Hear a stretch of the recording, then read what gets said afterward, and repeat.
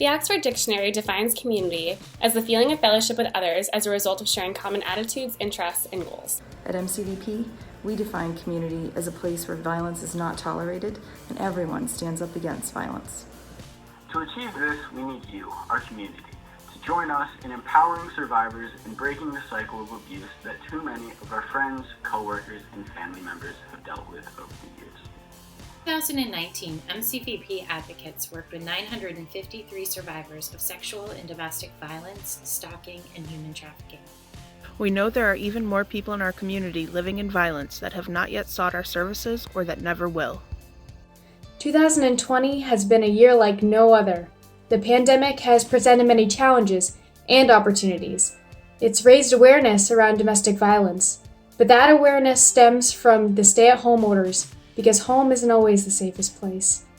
When we first moved to remote services, we experienced this eerily quiet period on our crisis line.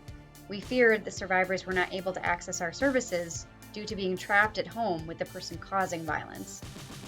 Survivors use their lunch breaks, their working periods, as a safety net so that they can come and get help.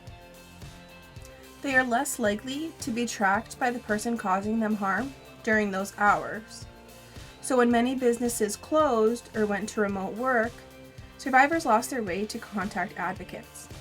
As stay-at-home order restrictions relax, we have started to see an uptick in calls again. We are also starting to see survivors in person through scheduled appointments. The challenges 2020 has presented show us that now more than ever, we must come together and support survivors. That means you can show support while following your online presence or even becoming a crisis line volunteer.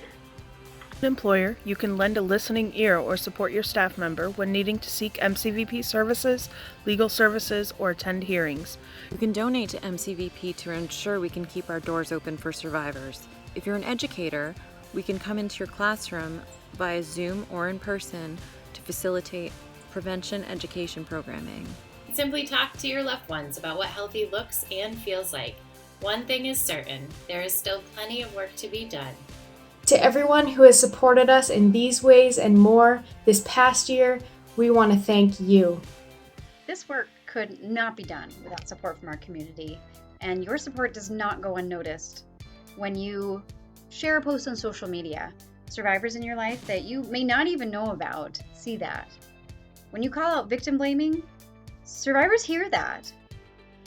When we invest in survivors as a community, survivors everywhere know that we support them. As we head into the end of 2020 and start a new year, let's continue to work together toward a violence-free community. Let's continue having those awkward and difficult conversations. Let's get comfortable with discomfort. It's the only way we'll be able to move forward. Thank you.